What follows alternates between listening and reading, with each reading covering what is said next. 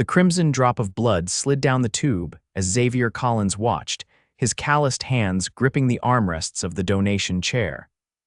This wasn't his first time giving blood, but it was the first time he'd done it out of such desperate necessity. The $50 gift card they were offering donors today would mean his 7-year-old daughter, Lily, could have her asthma medication refilled. "First timer?" asked the woman in the chair beside him, her voice smooth as silk despite the needle in her arm. Xavier turned his head, momentarily forgetting his own discomfort. The woman was striking elegant even in the undignified position of having her blood drawn. Her dark hair was pulled back in a sleek ponytail, and despite the casual clothes she wore, something about her screamed money. "No, madam," he replied, his southern manners kicking in automatically. "Just been a while. I'm Penelope," she said with a warm smile. "Penelope Lawson, and please, no madam, makes me feel ancient." "Xavier Collins," he replied, returning her smile despite his exhaustion. "And sorry about the madam, old habits." The phlebotomist checking Xavier's blood flow nodded approvingly. "You're a universal donor, Mr. Collins, typo negative. That's pretty rare and incredibly valuable." Penelope's eyes widened with interest. "Really?" "I'm actually here because I need a transfusion soon. Been on a waiting list for a match. I'm a tough 1AB negative with some unusual antibodies." Xavier was about to respond when his phone buzzed. He apologized and glanced at the text message from Mrs. Henderson, his elderly neighbor who was watching Lily.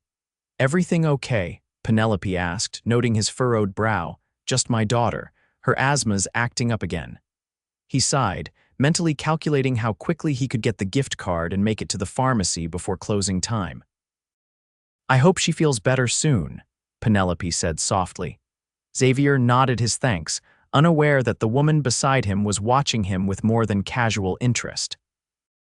When they were both finished, Xavier hurriedly collected his gift card and jacket, nodding a quick goodbye to Penelope before rushing out the door. He never noticed her speaking intensely with the donation center director, pointing in his direction as he left. 2 days later, Xavier was elbow-deep in a sink full of dirty dishes at Gino's Italian restaurant, where he worked as a line cook.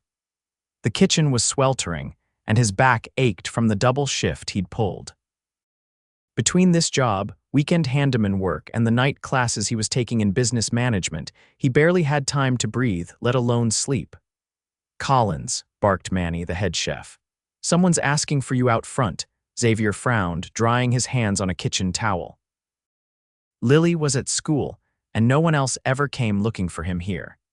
He pushed through the swinging doors to the dining area, stopping short when he saw Penelope Lawson sitting at a small table near the window. She looked different today, more polished in a tailored blazer and silk blouse, a small diamond pendant at her throat. The casual clothes from the donation center had apparently been an anomaly. "Miss Lawson," he said, approaching cautiously, "this is unexpected." "Please call me Penelope," she replied, gesturing to the chair across from her. "Do you have a moment? I promise I won't keep you long." Xavier glanced at his watch. "I've got about 15 minutes for break." "Perfect," she said, sliding a business card across the table. Xavier picked it up, eyebrows rising as he read, "Penelope Lawson, CEO, Lawson Biomedical Technologies." Below the title was an address in the most expensive part of the city. "I'm afraid I don't understand," he said, setting the card down carefully. Penelope leaned forward, her expression serious. "The blood center told me about your donation record. You've been giving blood regularly for years, despite your own financial difficulties." Xavier stiffened. "I don't need charity, Miss Lawson. That's not why I'm here," she said quickly. "Though I admire your principles, I'm here because you're a match for me." She touched her chest lightly. "I have a rare heart condition. I need a blood match for some experimental treatments my company is developing. Typo-negative donors with your particular antibody profile are extremely rare, and the fact that you're a regular donor means your blood work has been thoroughly screened." Xavier shifted uncomfortably. "I'm not sure what you're asking. I'd like to hire you," Penelope said simply. "As my personal assistant and occasionally blood donor for my treatments.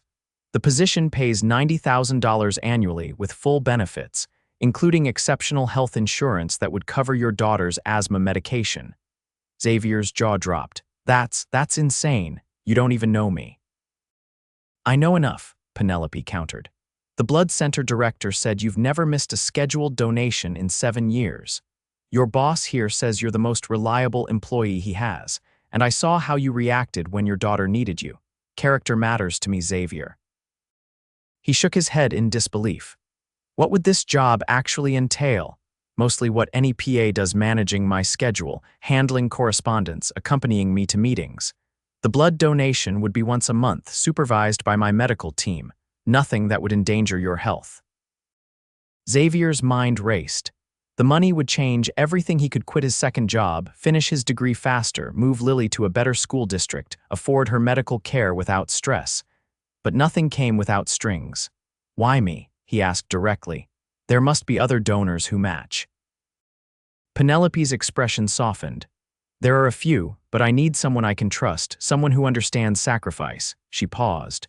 And if I'm being completely honest, I liked you. Is that so hard to believe? Yes, it was. Women who looked like Penelope Lawson didn't typically notice men like him, exhausted single fathers with calloused hands and permanent worry lines. I need to think about it, he said finally. And talk to my daughter. Penelope smiled. Of course, take my card, call me when you decide. That evening, after Lily was tucked in bed, Xavier sat at his small kitchen table staring at Penelope's business card. He'd Googled her after work. Penelope Lawson wasn't just wealthy, she was a billionaire several times over, having built Lawson Biomedical from a startup into a global leader in cardiac care technology. Her heart condition wasn't public knowledge, but he'd found references to her funding revolutionary research in cardiac treatments. The job offer seemed too good to be true, but he couldn't deny the opportunity it represented for Lily. He called his sister Amanda for advice. It sounds like a plot from a movie, she said after he explained. Billionaire meets regular guy through random encounter, offers life-changing job. I know, Xavier sighed, but her company is legitimate. The position seems real. And what about the blood donation part? That doesn't seem weird to you, Xavier ran a hand through his hair. She has a heart condition. Her company does cardiac research. It makes sense they'd want consistent blood samples for testing. Just be careful, Xav, if something seems too good to be true. It usually is, he finished. I know. The next morning, Lily had another asthma attack worse than usual. By the time Xavier got her breathing normally again, they were both shaken and late for school and work. The incident made his decision clearer. He couldn't keep living paycheck to paycheck when Lily's health was at stake. He called the number on Penelope's card. I'd like to accept your offer, he said when she answered. With one condition, my daughter comes first, always. I would expect nothing less, Penelope replied, and Xavier could hear the smile in her voice. When can you start? 2 weeks later, Xavier walked into the gleaming headquarters of Lawson Biomedical Technologies for his first day. The modern glass building towered over the city skyline, a testament to Penelope's success.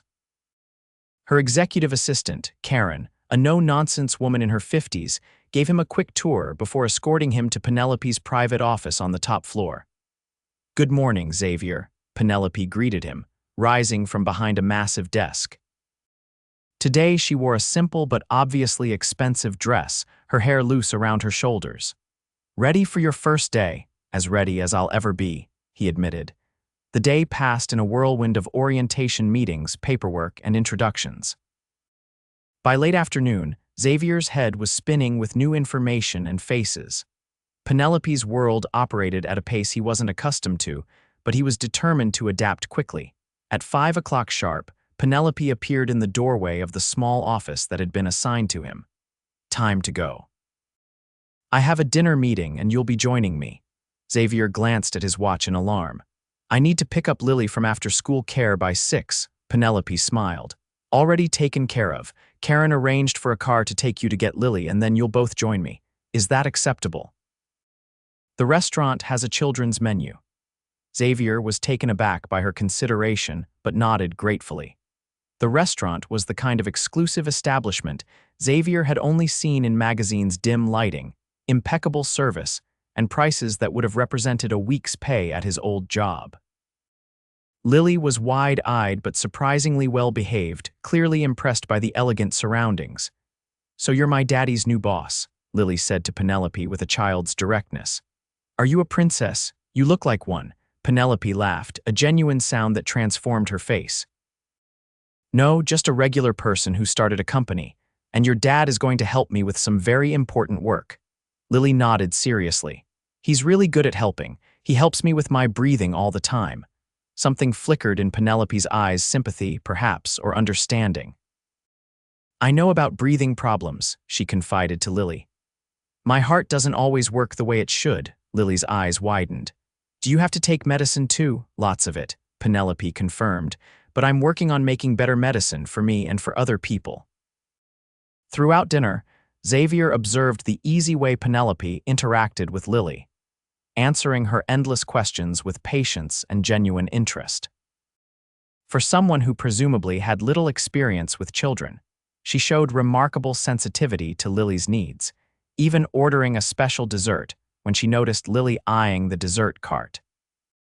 "Thank you for including her," Xavier said quietly as they waited for the car afterward, Lily happily clutching a box containing the remainder of her chocolate cake. "She's delightful," Penelope replied, watching Lily twirl in her new dress, another surprise Penelope had arranged to have waiting at the restaurant. "You've done an amazing job with her." "It hasn't been easy," he admitted. "Her mother left when she was 2. Said she never signed up to be a parent to a sick kid." Penelope's expression hardened momentarily. "Her loss," she said simply. In the weeks that followed, Xavier settled into his new role with unexpected ease. The work was challenging but interesting, and the regular hours meant he could be home for Lily every evening. They had moved to a comfortable apartment in a safe neighborhood with excellent schools, and for the first time in years, Xavier wasn't constantly worried about money. Every third Friday, he donated blood under the supervision of Dr. Reeves, Penelope's personal physician. The samples went directly to Penelope's private research lab, and occasionally, he would receive a small transfusion of Penelope's blood in return, part of what Dr. Reeves called a circulatory compatibility study. "Your blood has unique properties that seem to neutralize certain problematic antibodies in Miss Lawson's system," the doctor explained during one session. "We're exploring whether a continuous exchange might improve her cardiac function." Xavier didn't fully understand the science, but he trusted that his participation was helping. He had seen Penelope on her bad days, pale and exhausted, sometimes struggling to climb a single flight of stairs. On those days, he took on more of her workload, sitting beside her hospital bed with his laptop as they worked through conference calls and emails together. It was during one of those hospital stays, 6 months into his employment, that something changed between them. "You don't have to stay," Penelope said late one evening as Xavier finished summarizing the day's meetings for her. "Go home to Lily. Mrs. Henderson doesn't mind watching her occasionally, but I'm sure your daughter misses you." "Lily's fine," Xavier assured her. "She's having a sleepover with her new best friend from school, and I don't mind being here." Penelope studied him thoughtfully. "Why did you really take this job, Xavier? Was it just for the money?" He considered the question carefully. "Initially, yes, I was drowning and you threw me a lifeline. I'd have been a fool not to grab it. And now, he hesitated. Now I believe in what you're doing, and I respect your dedication, your vision. Not many billionaires would be funding research that might help thousands of people instead of just themselves." Penelope looked away. "Don't make me into something I'm not. I started this research to save myself." "Maybe," Xavier acknowledged, "but you didn't have to expand it to help others. That was a choice." She was silent for a long moment. "You know, most people in my circle treat me differently. They see the money, the company, the power. You've always just seen me. Because that's all that matters," Xavier said simply. Something shifted in Penelope's expression, vulnerability replacing her usual confidence. "The doctors say I might need a heart transplant eventually. The treatments are buying time, but they're not a permanent solution." Xavier reached out impulsively, taking her hand. "Then we'll face that when it comes." She looked down at their joined hands, then back at his face. You don't have to do this alone, he said quietly. That night marked a turning point. Though neither of them acknowledged it immediately, their relationship began to evolve beyond employer and employee. They started sharing meals more often, sometimes with Lily, sometimes alone. Weekend work sessions at Penelope's penthouse apartment frequently extended into evening conversations about books, music, and their vastly different childhoods, hers privileged but lonely, his financially struggling but rich in family connections. 3 months later, they were working late at Penelope's home office when a spring thunderstorm knocked out the power. By candlelight, the atmosphere between them changed. I should go, Xavier said, gathering his papers. The roads will get worse. Stay, Penelope said softly. I have plenty of guest rooms. Xavier hesitated. Penelope, what are we doing? She looked at him directly, candlelight flickering across her face. I'm not sure, I just know I feel more alive when you're around. This is complicated, he warned. You're my boss, there's Lily to consider. And your health, I know, she interrupted. Believe me, I've thought about all of that, but life is too short for regrets, at least mine might be. Xavier moved closer, drawn by the vulnerability in her voice. Don't talk like that, it's reality, she said. My condition is progressing. The blood exchange therapy is helping, but… She trailed off. Without thinking, Xavier reached out, pulling her into his arms. She fit against him perfectly, her head tucked under his chin. When she looked up at him, the invitation in her eyes was unmistakable. Their first kiss was tentative, a gentle exploration. The second was not. By morning, Xavier knew there was no going back to their former relationship. Something fundamental had changed, and for the first time in years, he was terrified not of failure or poverty, but of losing someone he was falling in love with. What are you thinking? Penelope asked, tracing patterns on his bare chest as dawn broke.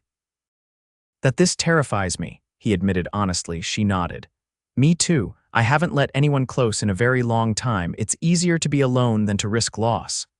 Is that what we're risking? Loss? Penelope sat up, the sheet pooling around her waist. Xavier, you need to understand something. My heart condition isn't just some inconvenience. It's potentially fatal. The transplant list is long and matches for my blood type are rare. I understand, he said, taking her hand, but I'm not walking away because things might get hard. She studied him intently. What about Lily? She's already lost one parent. I don't want her to get attached to me and then.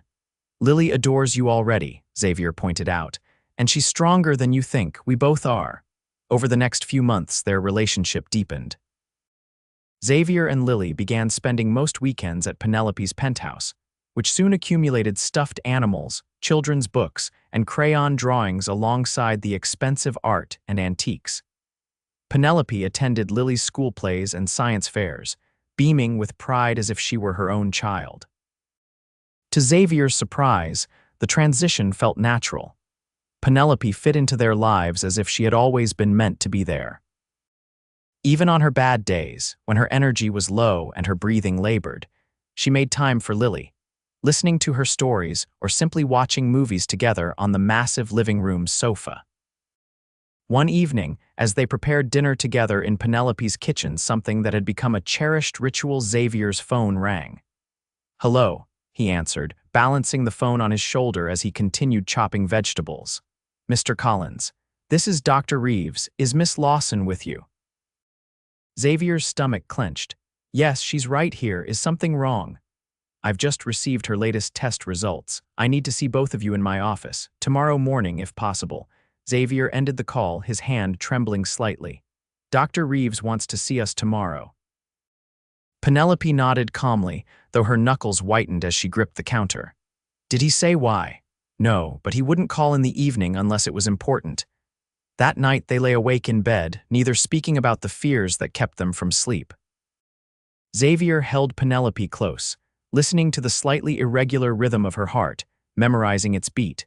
Dr. Reeves's office was clinical and impersonal, at odds with the compassion in his eyes as he gestured for them to sit. The latest echocardiogram shows significant deterioration, he said without preamble. The blood therapy has slowed the progression, but your heart is failing, Penelope.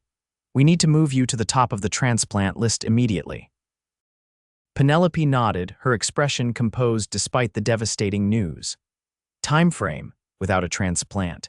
6 months, perhaps a year. With your resources, we can explore international options, but finding a compatible heart will still be challenging. Xavier felt as if the air had been sucked from the room. 6 months. A year at most. The future he had begun to envision with Penelope and Lily holidays together, watching Lily grow up, perhaps even siblings for her someday, all of it threatened. What about the new therapy? Penelope asked, her voice steady. The one we've been developing with Xavier's blood, Dr. Reeves sighed. The preliminary results are promising, but we're years away from clinical approval. Your condition won't wait that long. On the drive back to the penthouse, Penelope was quiet, staring out at the city she had helped build. We should talk about arrangements, she said finally. For Lily, for you, I want to make sure you're both taken care of. Xavier pulled the car over abruptly, turning to face her. Stop. We're not having this conversation yet. We still have time, and I'm not giving up.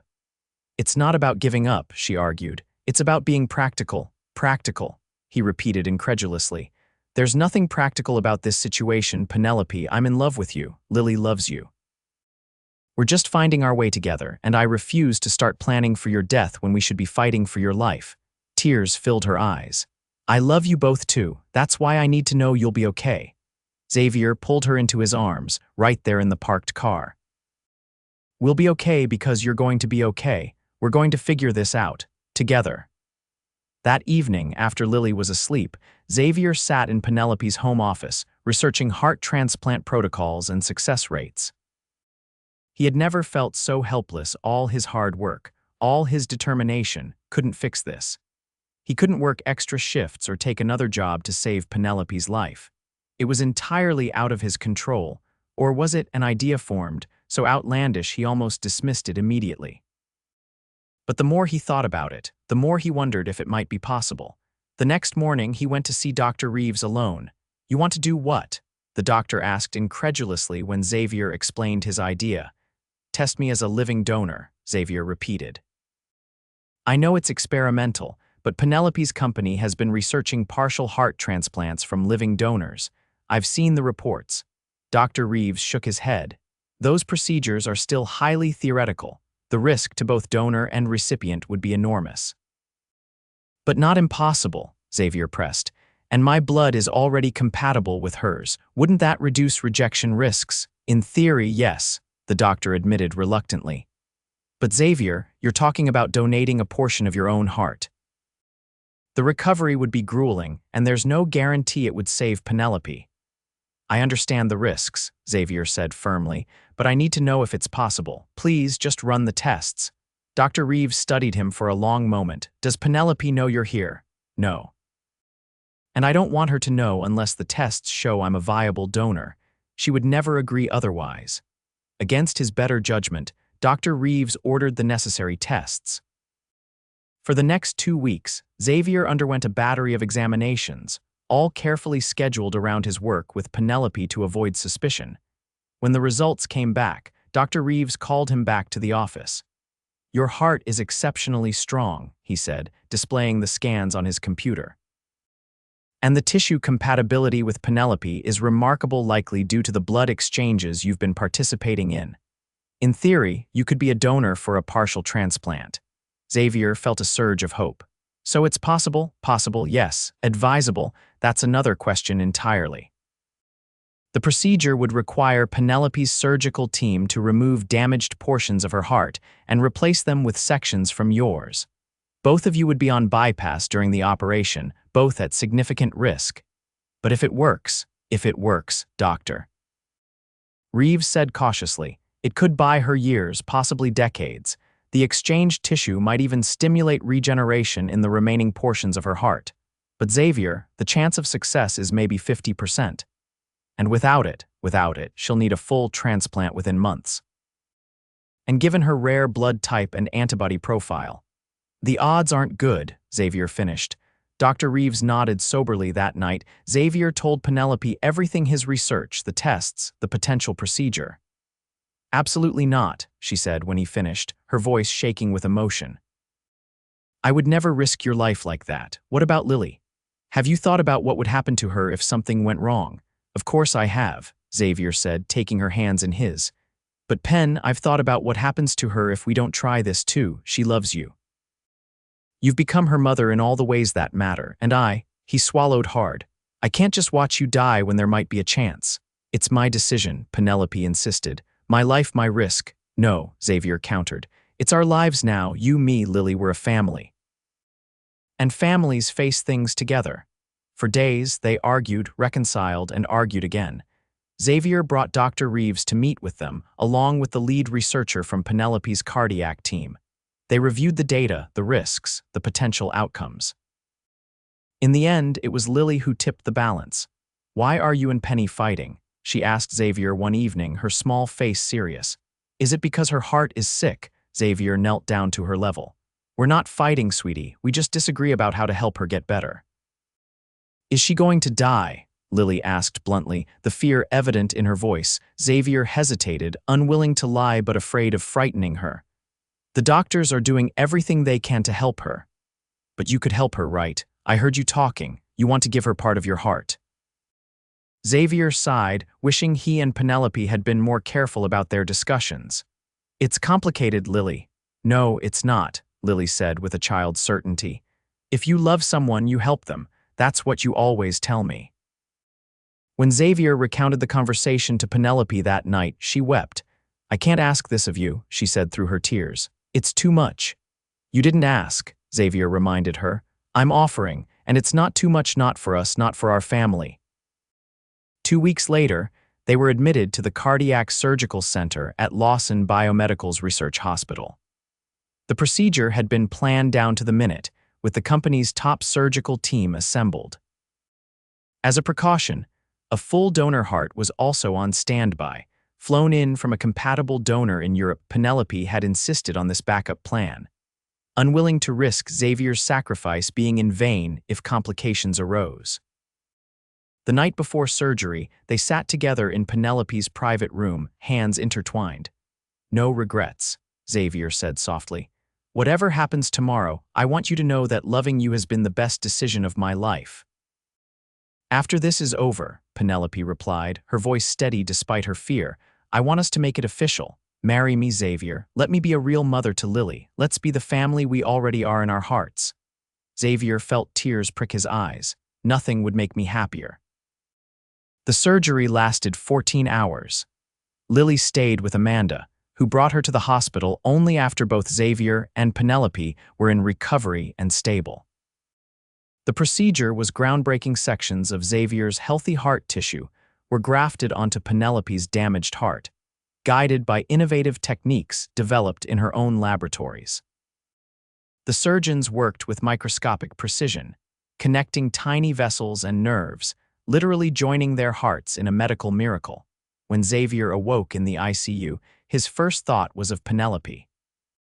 His chest felt as if it had been crushed by a truck, but the pain was secondary to his concern for her. She's stable, Dr. Reeves assured him, appearing at his bedside. The grafts are taking well. Your heart tissue is strong, Xavier. It's already supporting her damaged tissues. Can I see her? Xavier managed to ask, his throat raw from the breathing tube that had been removed just before he regained consciousness. Not yet. You both need rest, but I promise she's fighting just as hard as you are. 3 days later, they were finally allowed to see each other. Nurses wheeled Xavier's bed into Penelope's room, positioning them side by side. When their hands met across the small gap between their beds, the monitors showed both their heart rates quickening in perfect synchronization. Guess I'm really in your heart now, Xavier joked weakly. Penelope's laugh was fragile but genuine, literally and figuratively. Recovery was slow and grueling. There were setbacks, infections, rejection scares, days when the pain seemed unbearable. Through it all, they had each other. And Lily, who visited daily, bringing drawings of the family she had created, 3 figures holding hands beneath a sunny sky. 6 months later, Penelope stood on the balcony of her penthouse, watching the sunset over the city. Xavier joined her, wrapping his arms around her waist from behind. The doctor called, she said, leaning back against his chest. The latest tests are clear. Our heart is functioning at nearly normal levels. The The regeneration therapy is working better than they anticipated. Xavier pressed a kiss to her temple. So we won today. We won, she agreed. But you know what's strange? Even if the surgery hadn't worked, even if we'd only had a few more months together, I think I would still feel like I'd won. You and Lily gave me something I never had before, a real family. Speaking of family, Xavier said, turning her in his arms, Lily has been very concerned about our wedding plans. She has strong opinions about flower arrangements, apparently. Penelope laughed. She gets that from me, poor kid. From inside the apartment came the sound of small feet running across hardwood floors. Lily burst onto the balcony, brandishing a drawing. "Look what I made for the wedding invitations," she announced proudly. The crayon illustration showed three figures: a tall man with spiky hair, a woman in a long dress, and a small girl between them. A giant red heart encompassed all three. "It's perfect," Penelope said, kneeling to hug her. "Absolutely perfect." Later that night, as Xavier lay in bed with Penelope's head resting on his chest, he reflected on how completely his life had changed in just 1 year. From a struggling single father to a man with a fulfilling career, a loving partner, and a complete family. From donating blood for a gift card to sharing his heart with the woman he loved both figuratively and literally. "What are you thinking about?" Penelope asked sleepily, her hand over the scar on his chest, the physical reminder of their extraordinary connection. "About how sometimes the greatest gifts come from our greatest struggles," he replied, covering her hand with his own. "And how giving is often the best way to receive." Under his palm, their hearts beat as two lives joined by chance, by science, and by a love powerful enough to defy all odds.